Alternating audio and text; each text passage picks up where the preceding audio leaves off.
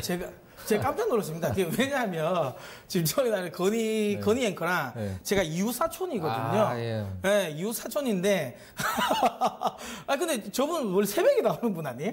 지금 이 방송하고 또 새벽 방송하고 엄청 힘드실 것 같은데.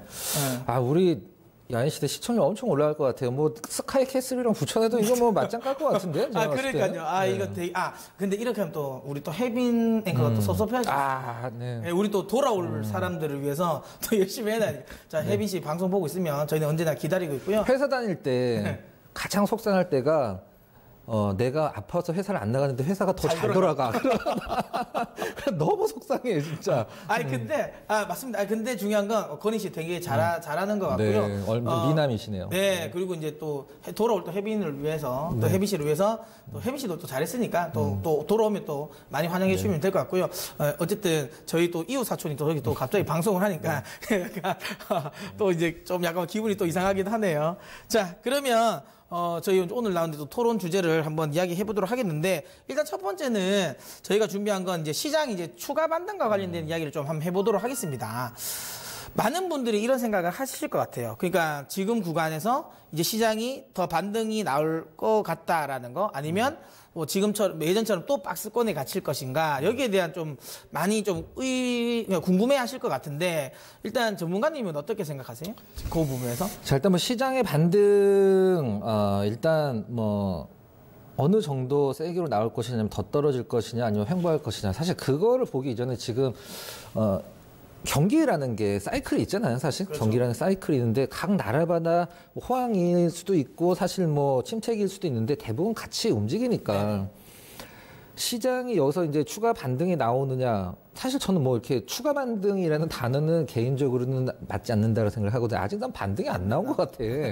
안 떨어진 거지, 반등이 추가 반등은 아니면 이제 반등이 나올 것이냐. 개인적으로 이렇게 이 표현을 좀 바꿨으면 좋겠는데, 제가 생각하는 지금 경기가 확장 국면이냐 아니면은 뭐 침체 국면으로 이제 턴을 한 것이냐, 그걸 먼저 판단을 하면 사실 뭐 큰 걱정은 필요 없다 생각을 하는데, 일단은 세계 경기, 뭐 대장이라고 할 수 있는 사령관이라고 할 수 있는 미국의 경기가 가장 중요한데, 캔자스 그 연흥 총재가 굉장히 의미 있는 엄청난 이 매파 발언을 하는 성향인데, 얼마 전에 이제 이런 얘기를 했죠. 이제 금리 인상을 좀 멈춰야 된다. 그렇죠. 근데 그 금리 인상을 멈춰야 된다는 의미, 그게 상당히 중요한데, 일단은 뭐 긴축, 그 다음에 금리 인상, 이런 것들에 대한 지금 시장의 영향력을 조금 더 지켜봐야 된다는 그런 의미가 좀 내포되어 있더라고요. 그래서 이거는 어떤 이 매파적인 측면에서 한 발짝 뒤로 물러난,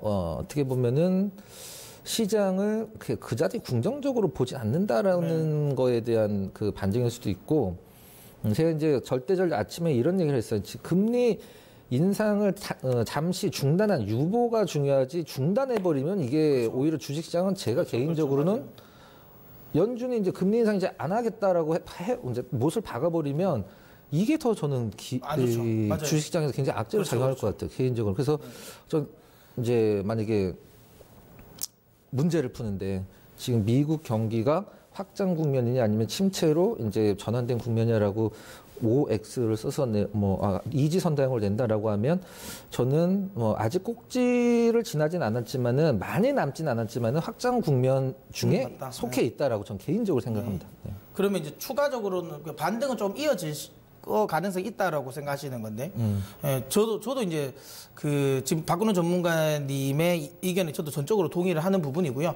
그러니까 맞습니다. 저도 이제 생각하는 게, 그러니까 연준에서 금리 인상 안 한다라는 건 결국 이제 경기 꺾였다는 이야기를 이야기하는 거니까, 저는 그때는 오히려 그냥 주식시장 파는 게 맞다라고 보고요. 지금은 이제 연준도 안 한다는 게 아니라 상황 보고라는 말이 나왔으니까. 그래서 저는 기본적으로 지난해에 시장이 전체적으로 이렇게 꺾였던 이유가 크게 두 가지잖아요. 그러니까 뭐 미중 무역 분쟁에 대한 우려감, 거기에 이제 연준이 생각보다 금리를 너무 빨리 올렸으니까. 그러니까 저는 이제 그거에 대한 되돌림은 나올 것 같아요. 그러니까 지난해가 너무 빨리 금리를 올렸으니까 원래 이제 거기에 대한 부분을 좀 풀어주니까, 거기에 대한 그렇게 해서 좀 떨어졌던 부분은 조금 만회가 저도 나올 거라고 저는 생각이 들고요. 그리고 나서 결정적인 건 제가 그래서 자꾸만 9월 이야기를 자꾸만 하는 거예요. 그러니까 저는 상고하저라는 9월? 이유가 9월. 그러니까 왜 그 이야기를 드냐면 그러니까 상고라고 이야기하는 이유는 제가 보는 이유는 많은 분들이 자꾸 상저하고를 보지만 저는 상고를 보는 이유가 재료는 저는 상반기에 다 나온다.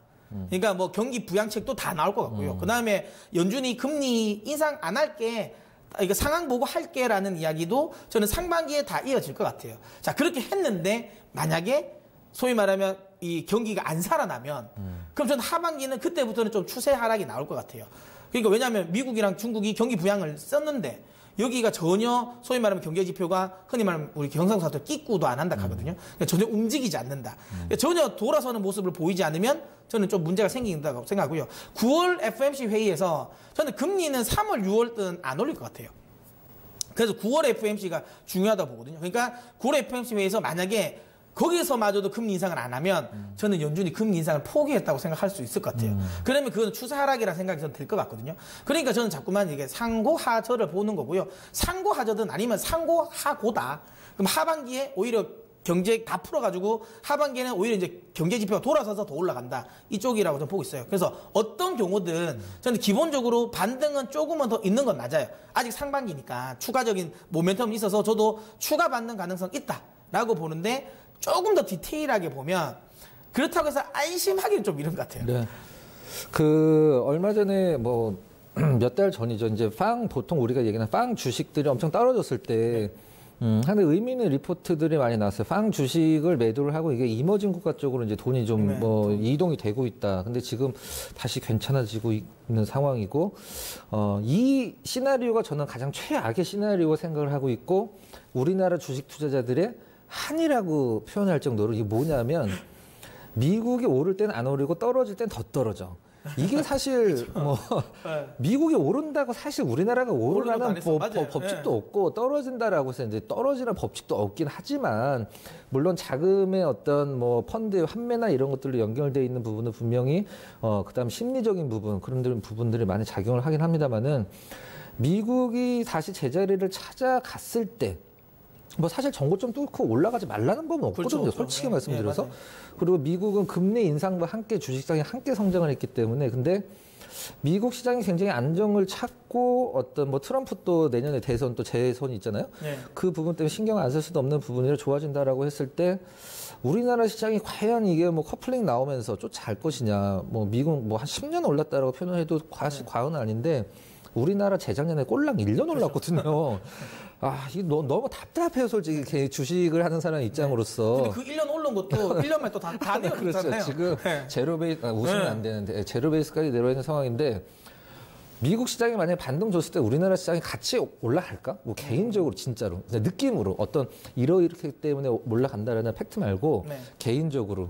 저는 저는 올라갈 것 같긴 해요, 이번에는. 왜냐하면, 아까도 얘기한 것처럼, 지난해에 못 갔던 이유는 아무래도 결국에는 금리 영향은 이거는 말 안 할 수 없거든요. 당연하죠. 예, 그러니까 결국에는 달러 쪽으로 자금이 몰릴 수밖에 없다. 이건 뭐 시장이 큰 흐름이니까. 근데 올해는 지난해보다는 확실하게 달러 강세가 완화될 가능성이 높다. 저는 사실 상반기까지는 달러 약세 쪽으로 좀 보고 있거든요. 그러면 결국은 요 흐름은 기본적으로 외국인 수급을 자극시킬 수밖에 없다라고 보기 때문에 저는 매수 쪽으로 저는 더 올라갈 것 같아요. 그래서 미국 장이 올라가면 그래도 우리나라 장이 좀 더 올라간다. 그래서 저는 올해는 조금 더 긍정적으로 보는 게 미국 장이 조금 덜 올라가도 우리나라 장은 조금 더 많이 올라갈 수 있다라고 저는 생각을 해요. 그래서 원래 우리나라 시장도 나쁘지 않다라고 보고 있는데 계속 이야기 드리는 것처럼 약간은 지금 약간 테크니컬하게 대응을 조금 더 디테일하게 하면 저는 2150 정도에서는 한번 또 덜컹할 것 같긴 해요. 지금 우리가 저희 세 번째 주제를 또 다루긴 할 거겠지만 사실 시장에 뭐 아주 장밋빛 사실 호재만 있는 건 아니거든요. 사실 뭐 악재들도 또 많이 있는 상황이라서 저는 2150 정도에서는 또 한번 덜컹거릴 수도 있으니까 그 부분은 조금 주의는 해야 된다라고 생각을 하고요. 하지만 만약에 저는 상반기의 전체적인 큰 틀로 본다면 저는 조금 상방 쪽에 그래도 놓고 봐도 되지 않을까. 시장은 이제는 진짜 주식 해볼만 하지 않을까. 오히려 주식이 떨어지면 조금 자신감 가지고 매수를 해보면 되지 않을까라는 게 제 개인적인 생각입니다. 미국 이제 국가안보 보고서가 매년 나오는 게 아니라 이제 좀 불규칙적으로 나오는 NSS라고 보통 표현을 NSC에서 이제 발간해왔고 정부랑 대통령이 그 NSS 전략 보고서를 보고서 정책 방향을 그걸로 이제 결정하게 되는데 2017년도에 나왔어요. 2017년도에 보면 이제 그 국가 안보 전략 그 보고서를 보면은 뭐 경제, 뭐 안보, 뭐 이런 한 4장 정도의 섹터로 이제 뭐 크게 구성이 돼 있는데 거기에 2017년도에 이미 그 거론이 돼 있어요. 중국과의 어떤 그 무역 관련 그 분쟁이라기보다는 불균형. 네. 그게 분명히 이제 돼 있었는데 그 전략 그 보고서 NSS를 포괄적으로 이제 어떤 결론을 내면 약달러에 대한 부분들이 힌트들이 좀 많이 나와요. 그래서 2017년도에 발간이 됐고 미국 정부와 트럼프 대통령이 그걸 작년에 실행에 옮겼고 올해까지 그게 계속 되는데 달러가 뭐 약달러라고 하면 우리가 보통 뭐 안정화됐다고 표현을 하는데 사실 우리나라 종합주가 지수랑 달러 보면 이제 데칼코마니처럼 움직이잖아요. 그렇죠. 네.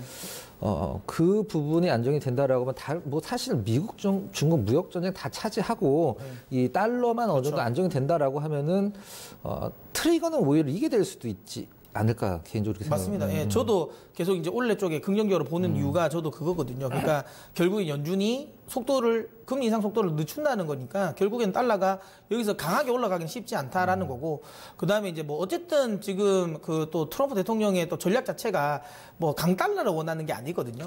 그렇기 때문에 전체적인 기조 자체가 이제 좀 먹히면 사실 지난해는 트럼프 대통령이 약달러 해로 해도 연준이 말을 안 들었단 말이죠. 그러니까 사실 연준이 말 듣고 안 듣고 좀 말이 어폐가 있겠지만 어쨌든 이제 트럼프 대통령의 생각대로 되지 않았는데 지금은 어쨌든 뭐 정부의 생각과 연준의 생각이 조금 동일하게 지금 가는 부분이니까 저는 이쪽 부분은 조금 더 외국인들 수금 좀 자극시킬 수 있다. 그래서 저는 개인적으로 상반기까지는 그래도 좀 상방 쪽으로 좀 보면 되지 않을까. 다만 중간중간 좀 덜컹거리는 구간은 있을 수 있다라는 거 이야기 좀 드리면 제가 항상 강조하는 이제 결론을 마지막에 좀 시청자분들이 알기 쉽게 결론을 지어주는 상반기에 강세장이 전 옵니다. 확률적으로 높다. 예, 저는 무조건 상반기에 강세장이 오고요. 다시 한번 이야기 드리지만 하반기도 강세장은 올 수 있습니다. 하지만 이야기 드린 거 했잖아요. 저는 상저하고는 안 된다. 무조건 상고하고든 아니면 상고하저다. 그래서 일단은 어쨌든 자신 있게 베팅할 수 있는 것은 상반기다라고 보고 있어요. 저도 개인적으로는 상반기에 좋을 거라고 보고 있어요. 근데 좋으려면 일단 시가총액 상위 종목군들, 그다음에 아까 잠깐 언급하신 코스닥 시장 강세인데 바이오가 죽는 약간 이런 느낌이 있긴 합니다만은.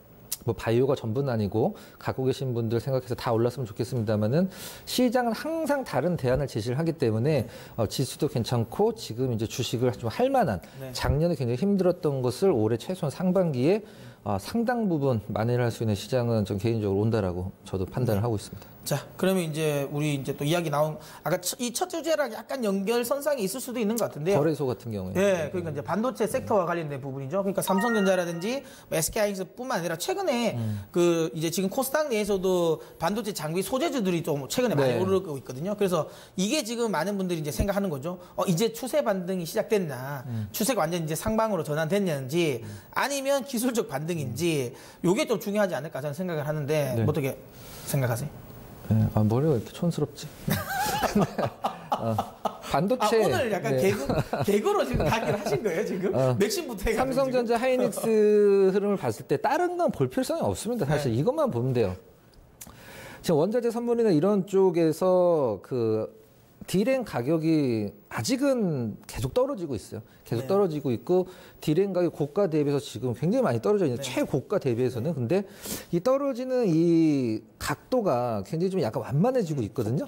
완만해지고 있는데 삼성전자 하이닉스 갖고 계신 분들은 다른 거 볼 게 아니라 이 반도체가 가격을 바닥을 잡는다는 전제 조건에 상방 틀었을 때 삼성전자 하이닉스가 같이 올라갈 것이냐. 그리고 지금 필라델피아 반도체 지수는 사실 뭐 반등 주고 있잖아요.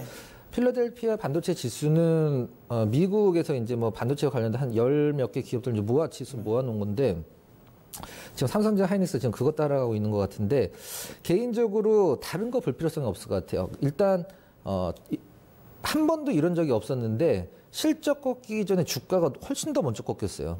지금 삼성전자 1년 2개월 떨어지고 있는데 실적보다 이게 거의 1년 가까이 먼저 떨어지기 시작한 이 제조업에서 실적이 계속 1, 2, 3분기 계속 좋아지고 있는데 이건 옛날 건데 제가 잠깐 설명 좀 드려보도록 할게요.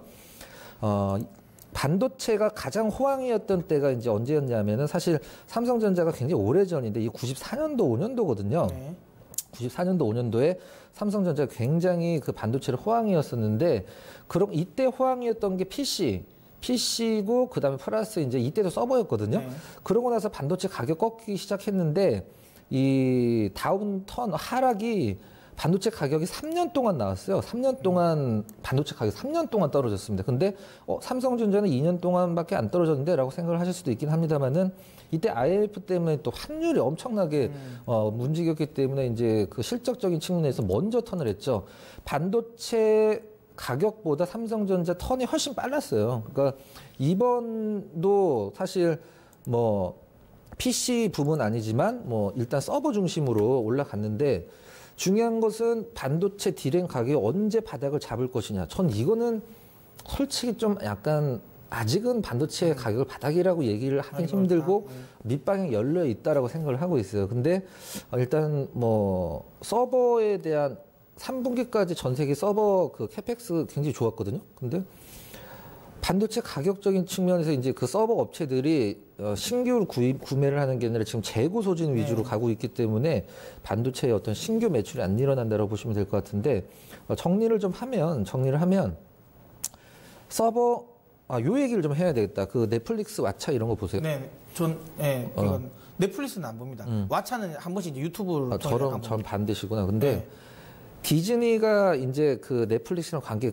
끊는다라고 이제 원래 둘이 굉장히 친했었는데 그렇죠. 디즈니가 이제 우리 보통 OTT라고 표현하는 이 스트리밍 서비스 이제 준비를 하고 좀 있으면 멀지 않은 시간에 나오는데 컨텐츠적인 측면에서 굉장히 셀 수밖에 없죠. 그 디즈니 그렇죠. 같은 경우에는 근데 이쪽 그 OTT 서비스를 하려면 또 굉장히 서버가 큰 게 또 필요하고 요즘 초등학생들 장래 희망이 뭐야? 그러면 유튜버.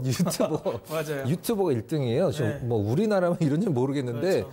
지금 전 세계적으로 유튜브의 어떤 이 영상 굉장히 많아요. 유튜버들이 굉장히 많이 더 늘어나고 있기 때문에 이 서버에 대한 어떤 부분은 저는 당분간은 뭐 이렇게 크게 꺾이진 않겠습니다만은 디램 가격이 안정화되는 걸 보고 단순히 필라델피아 반도체 지수 반등했다라고 삼성전자 하이닉스 하는 게 아니라 디램 가격이 안정되는 걸 보고 사도 뭐 늦지 않을까? 뭐 개인적으로 이렇게 생각을 하고 있습니다. 저도 이제 반도체 관련 쪽을 제가 보면서 저 느꼈던 게 일단은 저는 그렇게 생각을 합니다. 저도 이제 계속 저 반도체 관련 이야기를 할 때 저는 2분기 이후를 좀 보자라고 저도 이야기를 드리고 있거든요. 그러니까 명확하게 그러니까 반도체 제조업체들이 이야기를 하고 있어요. 그러니까 우리가 2분기까지는 실적이 둔화될 거라는 걸 이미 공식적으로 이야기를 하고 있기 때문에 이 부분은 저는 좀 인정을 해야 된다라고 보고 있습니다. 다만 반도체 업황이 조금은 더 그러니까 제 예상보다 빨리 돌아설 수도 있을 것 같다고 생각하는 게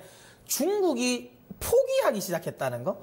이번에 그 푸진지나 이쪽에 관련돼 가지고 협력도 깨지면서 지금 디램 관련 생산이 약간 차질이 생겨버렸죠. 그러니까 저는 이게 미국이 그만큼 그러니까 이 압박을 기술과 관련된 부분에 압박이 가해지면서 이게 슬슬 실제로 중국 기업들에게 약간 문제가 생기기 시작한 게 아닌가라는 생각을 해요. 그래서 이 부분은 근데 이것도 제대로 된 이제 이 효과를 발휘하기 위해서는 2분기 지나야 되거든요. 그러니까 제 개인적인 생각에는 어쨌든 지금 구간에서 분명히 푸린지나 관련 이슈도 있어서 생각보다 빨리 돌아설 수 있겠다는 기대감을 가질 수는 있지만 근데 그게 지금 당장의 디램 가격에 영향을 미치지는 저는 않을 거다라고 저는 보고 있고요. 저번에 저희가 이제 요와 관련된 비슷한 주제를 또 한번 토론했었던 게 삼성전자 이거 바닥 나왔냐 안 나왔냐 그 이야기를 했을 때 저희도 그때 이야기 드린 것처럼 이게 추세 반등은 아직은 논하기는 그런데 그러니까 바닥은 나온 것 같아요. 저는 지금 구간에서 더 밑으로 쫙 강하게 뺄 것 같지는 않거든요. 뺄 것 같지는 않아요. 근데 그렇기 때문에 저는 기본적으로 그러니까 추가적인 추세 하락에 대한 우려감은 그래도 걷어내도 될 것 같지만 그렇다고 해서 저도 이게 추세 반등에 대한 기대감이라고 보기는 저도 어려울 거 봅니다. 아직까지도 저는 조금 더 반도체 디램 가격에 대한 확인도 옵션 필요하다라고 보고요. 뭐 마이크로소프트도 그렇고 웨스턴 디지털도 그렇고 지속적으로 계속 지금 업황에 대한 둔화 이야기는 계속 나오거든요. 그리고 뭐 애플 같은 경우도 어쨌든 계속 반도체 관련 부분이 지금 이 판매량이 둔화되다 보니까 뭐 물론 모바일 디램 같은 경우가 지금 수지가 원은 낮기 때문에 관련 부분에 대한 뭐 사실 뭐 이거는 뭐 크지 않다라고 하지만 그래도 어쨌든 절대적인 비중을 차지하는 거 맞거든요. 그러면 그쪽에 관련된 부분에 좀 둔화라는 부분, 이쪽 관련 부분은 결국은 저는 3분기에 뚜껑 열어보고 투자해도 안 늦다라고 보고요. 대신 이런 건 있을 수 있을 것 같아요. 투자를 함에 있어서 저는 이제 SK 하이닉스라든지 삼성전자와 관련된 부분은 조금 긴 텀에서 본다면 뭐 지금 자리에서는 하고 모아가는 건 나쁘지 않다. 물론 뭐 제 성격은 아닙니다. 그러니까 저는 업황이 차라리 돌아서는, 그러니까 세게 돌아서는 놈을 차라리 모아가는 게 맞다라고 보고요. 그렇게 이게 흔히 말하는 보초 설 필요는 없다라고 보지만 그래도 또 투자하는 또 분들이 또 성향도 있으시잖아요. 그러니까 난 좀 안정적인 걸 좋아한다. 더 이상 또 떨어지지 않는 선에서 좀 야금야금 모아가는 걸 좋아한다라고 하시면 이 두 종목은 천천히 모아가셔도 될 거라고 저는 생각이 들고요. 다만 반도체 장비 업종은 저는 좀 아직 피해야 될 것 같아요. 그러니까 반도체 장비 업종은 오히려 지금 구간에서는 반등 나오면 무조건 저는 매도가 맞다고 봐요. 그러니까 지금 명확합니다. 그러니까 수주 절벽은 확실하게 왔거든요. 지금 삼성전자가 어쨌든 그러니까 2분기까지는 어쨌든 투자 안 한다고 이야기하고 있어요. 그렇기 때문에 투자 관련 부분이 확 떨어지고 그러면 결국은 올해 전체적인 실적 자체 부분이 당연히 노이즈가 나옵니다. 그래서 저는 올해 조금 반등과 관련된 부분은 기술적 반등은 그래도 나올 수 있을 것 같긴 하지만 이게 추세 반등은 여전히 어렵다. 그나마 소재주들은 조금은 더 갈 수 있다. 왜냐하면 소재주들은 그렇잖아요. 그러니까 반도체 전체적인 출하량 자체가 확 준 건 아니거든요. 그래서 소재 업종들은 그래도 조금은 더 반등이 나올 수 있을 것 같긴 해요. 하지만 이 소재 업종들 역시 저는 뭐 추세 반등은 또 여전히 어렵다라고 보고 있는데 이게 제가 오늘 낮에 제가 이제 진짜 쉬운 진단을 또 하고 들어오잖아요. 그때 제가 오늘 시황 이야기를 한 게 있거든요. 이 말이 제가 그러니까 시장 이야기를 뭐라 했냐면 노총각의 마음 같은 시장이라 그랬거든요.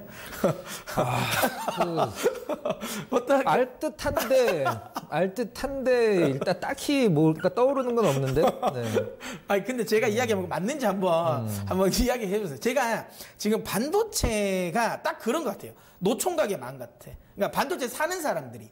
그러니까 예전에 이런 거예요. 약간 이제 시장에서 그러니까 그러니까 나이가 좀 젊을 때는 많이 따진 거죠. 그러니까 약간 뭐 예를 들어 난 좀 얼굴도 이쁘고 약간 성격도 좋고 능력도 좋은 많은 걸 좀 따지다 보니까 많이 흔히 뭐 고르다 보니까 그러니까 사실 그런 거죠. 지난해 같은 경우는 많이 골랐죠. 테트리스에서 긴 거 기다리는 것처럼. 그런 것처럼. 네. 그러니까 기다리는 거예요. 그러니까 많이 기다리다 보니까 조금만 노이즈 있으면 안 샀어요. 그러다 보니까 지금 반도체 섹터들이 전체적으로 다 내렸던 거예요. 근데 이제 나이가 차면서 조금 포기하기 시작한 게 생긴 거죠. 전혀 와닿지 않는데? 하나도 와닿지가 않아. 네. 아, 그러세요? 그래서 저는 약간 눈이 좀 낮아지지 않았나. 그러니까 지금 시장이 지금 그런 것 같아요. 그러니까 반도체를 예전에는 너무 지나치게 높은 잣대로 봤다가 지금은 약간 그거는 뺀 것 같아요. 그러니까 더 추가적으로 아주 강하게 내려가지는 않을 것 같다라는 생각이 드니까 그래 이 정도면 가격적인 메리트라면 한번 그러니까 예전 같으면 내가 그러니까 성격도 좋아야 되고 얼굴도 이뻐야 되고 능력도 좋아야지 내가 한번 만나볼까 했는데 지금은 성격 괜찮고 그런 능력 괜찮으면 그럼 한번 만나볼까 정도까지는 온 것 같아요. 아니시겠지만 94년도에 반도체 가격 3년 동안 떨어졌을 때 가장 꼭대기에서 나왔던 게 지금 사실 똑같은 경우가 있거든요. 94년도에 PC 붐, 94년도 5년도 PC 붐 확 불면서 서버 증설하고 이러면서 이제 반도체 굉장히 가격도 급등하고 했을 때 뭐 그때 삼성전자 굉장히 좋았는데 그때는 지금보다 반도체 만드는 기업들이 굉장히 많았죠. 네. 근데 다 도태됐지만 치킨 게임으로. 근데 그 3년 동안 반도체 가격이 꺾였는데 반등은 아주 꺾였는데 그 꼭대기에서 나왔던 게 증설이에요. 증설인데 지금 하이닉스 같은 경우는 사실 뭐 굉장히 공격적으로 증설을 계획도 하고 이제 하고 있잖아요. 이 부분이 솔직히 좀 우려스럽다. 이 부분. 물론 뭐 향후의 어떤 시장 상황을 고려를 뭐 하이닉스가 안 했겠어요. 안 했었는데 사실 그게 뭐 다 맞아 떨어지는 건 아니니까. 근데 이 증설은 뭐 우리가 뭐 가격이라는 것은 공급과 수요의 법칙에 의해서 결정이 되는 거잖아요. 근데 일단 반도체 같은 경우는 수요가 더 공급보다는 가격 결정력이 있을 수도 있지 않을까요? 네. 저는 그렇게 보고 있는데 이 수요적인 측면에서 일단 서버에서 이렇게 큰 뭐 어떤 수요가 꺾였다 보고 있지는 않습니다만 공급적인 측면에서 일단은 늘어나는 것은 가격적인 측면에서 뭐 유리할 건 사실 없는 거는 뭐 뻔하지 않나라는 생각을 했습니다. 그 부분이 저는 좀 약간 그러니까 확실하게 추세 상승은 좀 어렵다 아직까지는 그러신 거죠? 지금? 근데 제가 아까도 말씀드렸지만 삼성전자 하이닉스는 굳이 뭐 반도체 경기뿐만이 아니라 우리나라 시장의 대표 종목으로서 그렇죠. 지수 추종과 관련된 수급을 얼마든지 올릴 수 있거든요. 솔직히 말씀드리면. 그러면 이제 반도체 중에서는 그러니까 만약에 하자면 삼성전자나 SK하이닉스 쪽이 좀 집중하자. 만약에 장비 쪽이나 소재 쪽은 여전히 좀 불편하다라는. 저는 거죠? 장비 소재 쪽은 사실 우리나라 SK하이닉스나 삼성전자보다 중국 쪽 모멘텀이 앞으로 성장성이 좀 크다라고 봤는데 작년까지는 이제 그 부분에 대해서는 노이즈를 이제 설명해 주셨고 삼성전자 하이닉스 뭐 개인적으로 반도체 가격이 반등을 안 줘도 수급만으로도 굉장히 무겁지만 뭐 생각 외로 뭐 타이트하게 움직일 가능성도 저는 있다고 보거든요. 저도 지금 계속 이제 똑같이 약간 이 부분을 좀 정리를 저도 해보자면 조금 이제 추세 상승을 기대하기는 지금은 좀 아직은 어렵다. 왜냐하면 어쨌든 업황을 좀 돌아서는 건 좀 확인이 좀 필요하다라고 보고요. 하지만 삼성전자나 SK하이닉스가 이제 여기서 추세 하락을 할 가능성은 낮으니까 좀 나는 좀 중기적으로 모아가는 걸 좋아하신다면 해볼만 하다라고 생각이 들고요. 다만 반도체 장비 업종들은 오히려 전 지금의 반등이 나오면 좀 파시는 게 맞지 않나라는 게 저도 생각입니다. 다만 소재 업종은 조금은 더 갈 것 같은데요. 소재 업종도 여전히 저는 똑같은 시선이에요. 지금 구간에서 올라오는 거는 저는 기술적 반등이라고 보고요. 아까 이야기 드린 것처럼 지금 박근호 전문가님이 어찌 보면 제 말을 정확하게 마음을 대변해 주신 것 같아요. 지금 이야기 하셨잖아요. 제가 뭐 노총각의 마음이 어떻게 공감되시나요? 했는데 전혀 공감 안 된다 그러셨잖아요. 전 밖에서는 노총각을 보지 않기 때문에 제 그렇죠. 나의 방송에서 함부로 말씀하지 마세요. 그렇죠. 그러니까 노총각을 안 보죠. 아주 이제 지금 뭐 아들 딸 잘 낳고 있는 이제 아주 큰 가장으로 보시겠죠.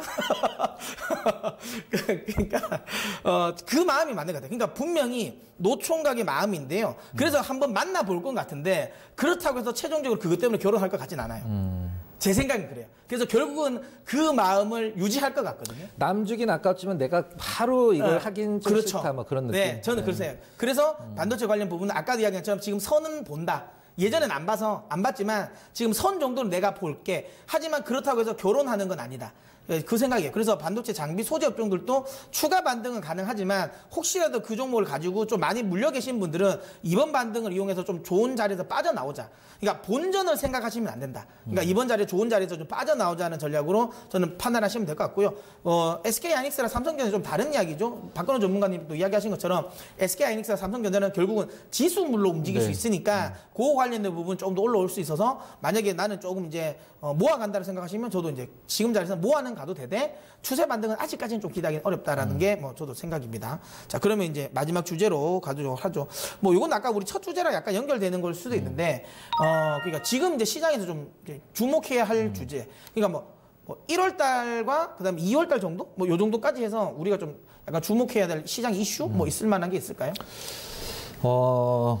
짐 로저스 지금 아난티로 유명한 짐 로저스 그분이 상당히 오래전에 역사적으로 한 번도 겪어보지 못한 하락장에 올 것이다라고 얘기를 한번 했었거든요. 한 7년 같아가지고 1년 정도 됐어요. 네. 그 말씀하시지. 근데 지금 이제 여러분 네이버 이제 검색을 해보시면 이제 베어마켓이라는 그 굉장히 유명한 책이 있어요. 네. 러셀 레피어라는 그 미국의 이제 스트래티지스트가 쓴 책인데 스트래티지스트 이제 막 애널리스트랑 펀드맨 좀 약간 합쳐놓은 듯한 그런 거 전략가죠. 네. 러셀 레피어라는 분이 지금 이 불 하락장의 원래 그 주이긴 한데 굉장히 강한 어떤 논조의 어떤 그 글을 그 파이낸셜 타임스에다 얼마 전에 썼어요. 그게 뭐냐면 진짜 지옥이 올 것이다.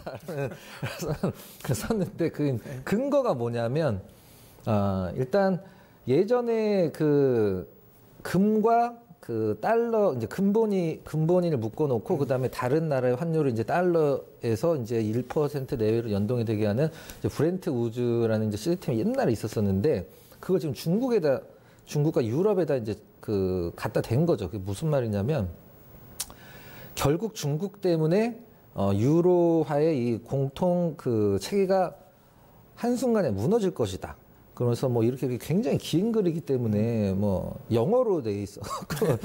중간중간 이렇게 봤는데 일단은 중국에서 두 가지 큰 리스크를 좀 보고 있어요. 하나는 그렇죠. 뭐냐면은 일단 부채 리스크. 부채 비율이 이런 식으로 표현했더라고요. 전쟁이 안 난 국가에서, 그러니까 뭐 소국 말고 이제 굉장히 경제 규모가 큰 대국이라고, 뭐 경제 규모만 봤을 때 대국이라고 봤을 때 전쟁이 안 났을 때 이렇게 국가 부채 비율이 빠르게 늘어나는 국가는 난 태어나서 본 적이 없다. 그 다음에 총통화 증가율이 역사적으로 거의 증가율이 최저치다. 그렇게 해서 디폴트까지 언급을 하더라고요. 중국이 이제 부채 디폴트를 한마디로 배째라라고 하면서 전 세계 경제와 증시를 한마디로 헬로 만들 것이다라고 얘기를 했는데, 이분이 가장 유명한 책이 베어 마켓이라는 그 책만 보더라도 굉장히 하락 부정적으로 보는 분이에요. 근데 이분이 사실 예전에도 이런 얘기를 몇 번 한 적이 있었는데 사실 맞은 적도 있고 틀린 적은 있거든요. 그런데 지금, 그러니까 만약에 꼭대기에서, 지금 로저스 같은 경우 꼭대기에서 살짝 밀렸을 때 굉장히 큰 하락장이 온다라고 얘기를 했거든요. 근데 지금에 와서 이 글을 썼다라는 것은 뭔가 굉장히 큰 어떤 자기만의, 요즘 이제 국가 부도와 빅쇼트 영화의 주된 내용이 이제 하락 배팅을 하는 거잖아요. 이분이 러셀 네피어 이분이 이렇게 많이 떨어진 구간에서 이 얘기를 딱 했다라는 것은 기다렸을 수도 있다라는 뜻이고, 그 다음에 뭔가 확신이 들었다는 걸 수도 있는데, 어차피 개인의 의견이에요. 사실 솔직히 말씀드리면 개인의 의견인데 굉장히 재밌어요. 한번 뭐 찾아보시면 인터넷에 나올 거예요. 근데 요 부분들, 그 다음에 요거 뭐 약간 뭐 가십거리로 얘기를 한 거긴 합니다만은, 지금 시장 봤을 때는, 제가 봤을 때는, 악재의 내성이 굉장히 우리나라뿐만이 아니라 다른 나라들도 악재의 내성이 굉장히 좀, 생긴 것 같더라고요. 그래서 뭐 개인적으로 특별하게 아주 그냥 툭 치고 나올 리스크는, 뭐 없지 않을까? 개인적으로 이렇게 생각하고 있습니다. 저도 이제 지금 아까 이야기한 것처럼 긴 틀에서 이야기 드릴 때 저도 중국 부채 문제가 어쨌든 다음에 리스크가 나오면 분명히 그 리스크가 작용할 거예요. 그게 저도 제일 큰 영향이라고 저는 생각은 하고 있는데, 저는 요 생각은 좀 하는 게 있어요. 그러니까 많은 사람들이 그러니까 중국 부채 정말 무섭거든요. 근데 그쵸. 이게 저는 그 생각을 해요. 우리가 약간 간과하고, 그러니까 특히 이제 비관론자들이 간과하고 있는 건 이게 중국에서 늘어나는 부채라는 거예요. 그러니까 중국이란 나라도 우리 경험 안 해봤잖아요. 공산주의 국가고 사회주의 국가잖아요. 그러니까 공산주의와 사회주의 국가에서 이렇게 크게 부채가 늘어나는 걸 경험 못 해봤으니까 사실 그냥 돈 갚지 마. 그냥 자기들끼리 그냥 돈 갚지 마. 뭐 이래버리고 그냥 이게 또 뭐 후지분이 될 수도 있는 부분이라서 저는 그 문제를, 그러니까 우리가 흔히 생각하는 자본주의 국가의 부채 문제로 생각하는 건 좀 어렵지 않을까라는 생각을 하고 있고요. 근데 이건 확실합니다. 그리고 어쨌든 중국이 겁내하는 건 맞고요. 그래서 저는 뭐 이건 좀 약간 뭐 본의 이야기긴 한데, 저는 1대1로가, 저는 그 생각을, 많은 분들이 뭐 중국의 패권주의를 더 넓히기 위한 뭐 이런 생각을 하는데, 저는 그게 아니라고 봐요. 그게 아니라 그러니까 가장 중요한 건 지금 1대1로를 하는 이유는 명확합니다. 중국의 국영기업의 부채를 주기 위해서. 그러니까 지금 정상적인 구간에서는 절대로 중국의 국영기업의 부채를 줄일 수가 없어요. 중국 국영기업의 총 부채가 지금 2경이 넘었거든요. 2조도 아닙니다. 2경이 넘어요. 2경이 넘는 상황에서 2경 달러? 네, 아니요, 우리나라 따지면 2경 원. 네, 이게 넘어버렸거든요. 근데 중요한 건 부채 늘어나는 속도예요. 이게 장난 아니거든요. 근데 가장 중요한 게 이건 거예요. 그러면 어쨌든 국영기업들이 뭔가 먹고 살 게 필요하잖아요. 이걸 갚아 나갈 게 없어요. 그러니까 지금까지 중국의 주요 국영기업들이 먹고 산 건 중국 내의 인프라 건설이었거든요. 근데 그게 이제 워낙 이제 다 해놨어. 다 해버리니까 이제 더 이상 팔 게 없는 거예요. 팔 게 없고, 근데 중요한 건 그 덩치는 유지해야 되니까 그걸 자꾸만 빚을 계속 낸 거예요. 회사채에 계속 발행을 하면서 빚을 낸 겁니다. 근데 이게 정상적인 범위에서 절대로 갚을 수가 없어요. 그러니까 말 그대로 그거 안 갚으면 디폴트니까. 근데 이거 사실 문제가 생기는 거죠. 그러니까 이거를 어쨌든 문제를 최대한 뒤로 이연시키기 위해서 자꾸만 1대1로 하는 거예요.